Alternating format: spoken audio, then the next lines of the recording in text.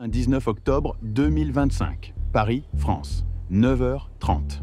Tu es debout devant le Louvre. La pyramide de verre scintille sous le soleil d'automne. Les touristes prennent des selfies. Les gardes vérifient les billets. Juste un autre dimanche matin au musée le plus visité du monde. Puis, tu entends le bruit d'un moteur de camion. Un camion de déménagement blanc s'arrête le long de la rue Croix-François-Mitterrand, juste à côté de la Seine. Le conducteur se gare tranquillement, comme s'il effectuait une livraison. Son partenaire descend. Tous deux portent des gilets de chantier jaunes et des casques. Ils ont l'air officiels, professionnels, comme s'ils appartenaient à l'endroit. Personne ne remarque quand ils déploient dans la plateforme hydraulique à l'arrière du camion. Personne ne se demande pourquoi des ouvriers installent des cônes de sécurité orange autour de leur véhicule un dimanche matin à 9h30. Personne ne se rend compte que, dans exactement 7 minutes, ils vont exécuter le cambriolage de musée le plus audacieux de l'histoire moderne. 4 hommes, un camion, 7 minutes. 88 millions d'euros de joyaux de la couronne française, disparus. C'est l'histoire de la façon dont 4 voleurs sont entrés dans le musée le plus célèbre du monde en plein jour, ont volé des trésors inestimables, autrefois portés par les épouses de Napoléon, et ont disparu avant que quiconque ne puisse les arrêter. Mais voici la partie qui entra la France pendant des années. Ils ont presque réussi à tout emporter. Le Louvre n'est pas seulement un musée, c'est une forteresse. 9 millions de visiteurs chaque année. Des centaines de caméras de surveillance, des gardes armés, des détecteurs de mouvement, des vitrines en verre renforcées, des protocoles de sécurité développés au fil des siècles. Les joyaux de la couronne française reposent dans la Galerie de Pologne, l'une des salles les plus ornées du musée. Des murs recouverts d'or, des plafonds peints et des vitrines coûtant des centaines de milliers d'euros chacune, conçues spécifiquement pour être impénétrables. À l'intérieur de ces vitrines, des tiares contenant des milliers de diamants, des colliers d'émeraude offerts par Napoléon Bonaparte à ses épouses, des boucles d'oreilles en saphir portées par des reines de France. 2 siècles d'histoire royale derrière du verre par balle. Le système de sécurité protégeant ces joyaux était à la pointe de la technologie, ou du moins, c'est ce que tout le monde croyait. Mais voici ce que personne au Louvre ne voulait admettre. Le musée avait un angle mort. Depuis des mois, le personnel se plaignait. Pas assez de gardes de sécurité, trop de touristes. Des caméras qui ne couvraient pas tous les angles. Des coupes budgétaires qui laissaient des failles dans le système. À l'été 2025, les employés étaient même partis en grève. Leur message était clair, le Louvre est vulnérable. Personne n'a écouté. La directrice du musée, Laurence Descartes, avait demandé un audit de sécurité. La police est venue, a inspecté, a fait des recommandations. Mais mettre en œuvre ces changements prend du temps, de l'argent, de la bureaucratie. Les voleurs, eux, n'ont pas attendu la bureaucratie. Ils ont trouvé l'angle mort, l'ont étudié et ont planifié autour de lui. Et le 19 octobre 2025, ils l'ont exploité à la perfection. La plateforme hydraulique s'élève, 42 mètres par minute, silencieuse comme un souffle. 2 hommes en gilet jaune montent sur la plateforme jusqu'au 2e étage. Ils portent des casques de moto, visières baissées, leur visage complètement caché. L'un tient une meuleuse d'angle, l'autre a un talkie-walkie. En bas, leurs 2 complices attendent sur des motos. Des scooters Yamaha T-Max, des moteurs de 560 cm3, assez rapides pour semer n'importe quoi dans la circulation parisienne. La plateforme atteint un balcon à l'extérieur de la Galerie de Pologne. La meuleuse rugit. À l'intérieur du musée, les gardes de sécurité entendent le bruit. C'est fort, agressif, anormal. Ils commencent à se diriger vers la galerie. Mais ils arrivent trop tard. La fenêtre explose. Le verre vole en éclats vers l'intérieur. Les 2 voleurs enjambent l'ouverture et pénètrent dans l'une des salles les plus précieuses de France. Les alarmes se mettent à hurler. Les voleurs ne paniquent pas. Ils bougent avec précision. Ce n'est pas de l'improvisation, c'est de la chorégraphie. Ils se dirigent droit vers 2 vitrines bien précises, pas celles contenant les diamants les plus précieux. Le diamant Régent, à lui seul, vaut 51 millions d'euros.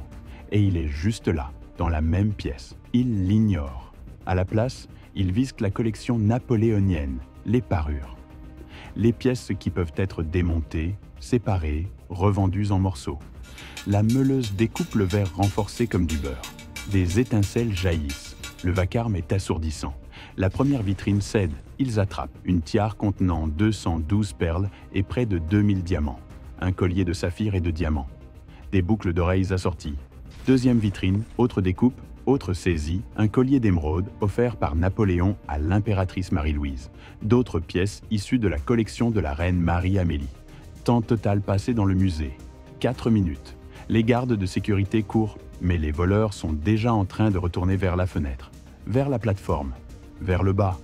Un garde atteint la galerie juste à temps pour les voir descendre sur l'élévateur hydraulique. Des sacs pleins de bijoux. Il les regarde redescendre jusqu'au niveau de la rue. Il les voit tenter d'incendier la plateforme pour détruire l'épreuve. Un employé du musée se précipite dehors et éteint le feu avant qu'ils ne prennent. Les voleurs s'en fichent, ils sont déjà sur leur moto. Ils filent le long de la Seine, se faufilant dans la circulation du dimanche matin. Ils passent devant des joggeurs, devant des touristes, devant des gens qui n'ont aucune idée qu'ils viennent d'assister à un moment d'histoire.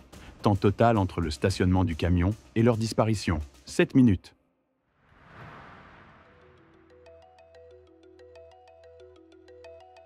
Alors que les voleurs s'enfuient, quelque chose tombe.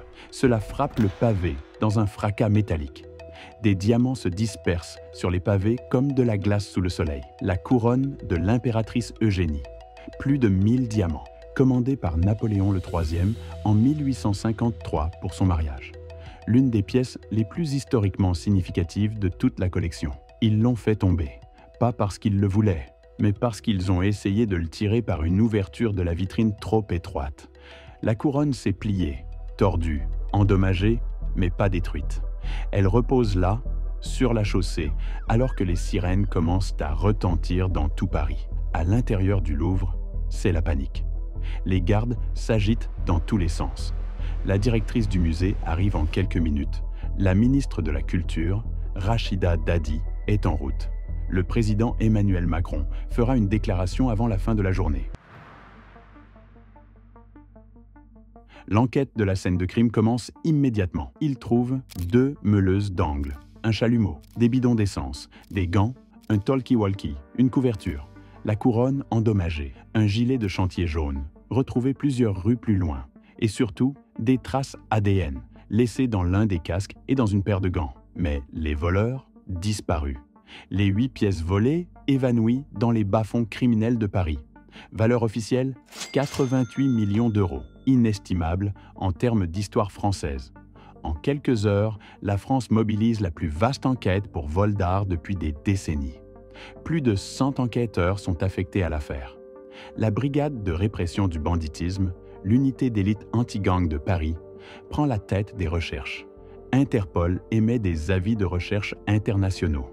Chaque prêteur sur gage, chaque receleur connu, chaque contact criminel reçoit une visite. Les enquêteurs remontent les indices à rebours. L'ADN retrouvé dans le casque apporte une percée. Il correspond à un profil déjà enregistré. Un ressortissant français originaire de Saint-Denis, au nord de Paris. Déjà connu de la police pour des affaires de cambriolage.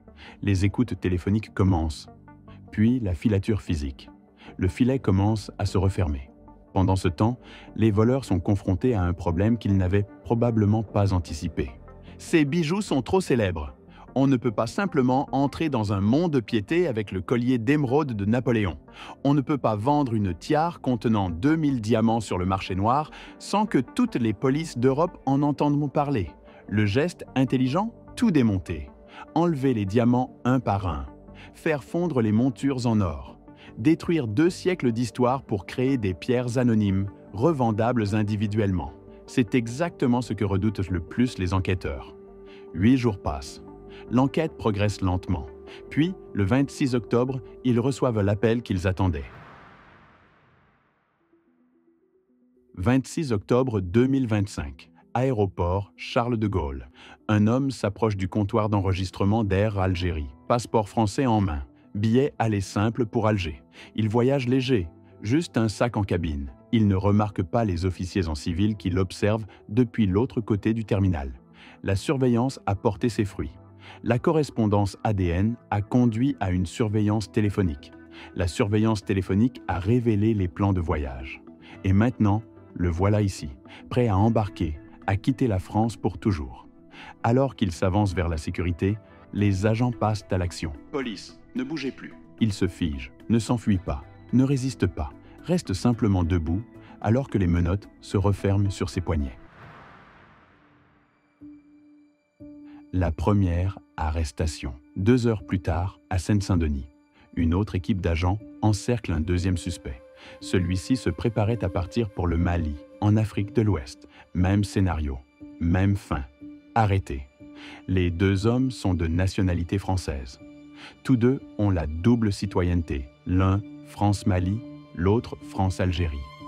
Tous 2 dans la trentaine. Tous 2 déjà connus de la police pour des vols précédents. Et tous 2 soupçonnés d'avoir joué un rôle actif dans le braquage de 7 minutes qui a humilié la France. Les interrogatoires commencent immédiatement. La loi française autorise 96 heures de garde à vue avant que des charges ne soient officiellement retenues. Ont-ils encore les bijoux? Ont-ils déjà été vendus? Démantelés? Cachés? Les procureurs ne disent rien. L'enquête est toujours en cours. 2 voleurs sont encore en liberté. Mais ces arrestations déclenchent une véritable explosion politique. Le président Emmanuel Macron qualifie le vol de « une attaque contre un patrimoine que nous chérissons parce qu'il représente notre histoire ». Le ministre de la Justice, Gérald Darmanin, est plus direct. Des gens ont pu garer un monte-meuble en plein Paris, y faire monter des personnes en quelques minutes pour s'emparer de bijoux inestimables et donner à la France une image désastreuse.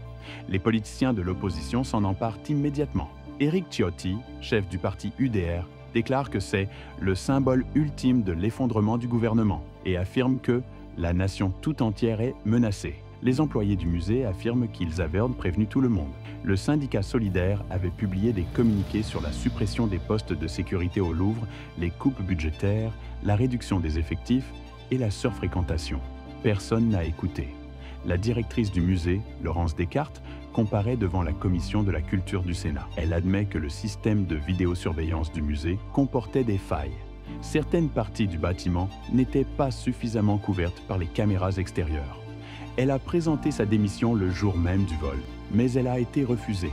Elle siège maintenant devant les parlementaires, expliquant comment 4 hommes en gilet de chantier ont pu déjouer des siècles de protocoles de sécurité en seulement 7 minutes. Cette tragédie a profondément choqué le personnel du musée, les citoyens et les admirateurs du Louvre dans le monde entier, déclare-t-elle. La question qui flotte alors dans la salle est simple. Comment cela a-t-il pu arriver? La réponse l'est tout autant. Tout le monde l'avait vu venir et personne n'a fait assez pour l'empêcher. À ce jour, 8 pièces de l'histoire française demeurent disparues. Le collier d'émeraude de Napoléon, celui qu'il avait offert à l'impératrice Marie-Louise en symbole de son amour et de sa puissance. La tiare de perles et de diamants, contenant 212 perles et 2000 diamants, commandée pour un mariage royal en 1853. Le parure de saphir appartenant à des reines qui ont façonné l'histoire de France. Des pièces qui représentent non seulement la richesse, mais aussi l'identité. Non seulement des joyaux, mais la mémoire. 2 suspects sont détenus en France. 2 autres sont encore activement recherchés. Les preuves ADN sont en cours d'analyse. Les interrogatoires continuent. Mais les bijoux, ils pourraient être n'importe où. Déjà démontés et vendus, cachés dans un entrepôt, en attendant que la tension retombe, passés clandestinement hors de France dans le chaos des premiers jours, personne ne le sait. Ce que l'on sait, c'est ceci. 4 hommes ont prouvé que même le musée le plus célèbre du monde reste vulnérable. Que des siècles de sécurité ne valent rien face à une planification précise et une exécution audacieuse. Que 7 minutes suffisent à réécrire l'histoire.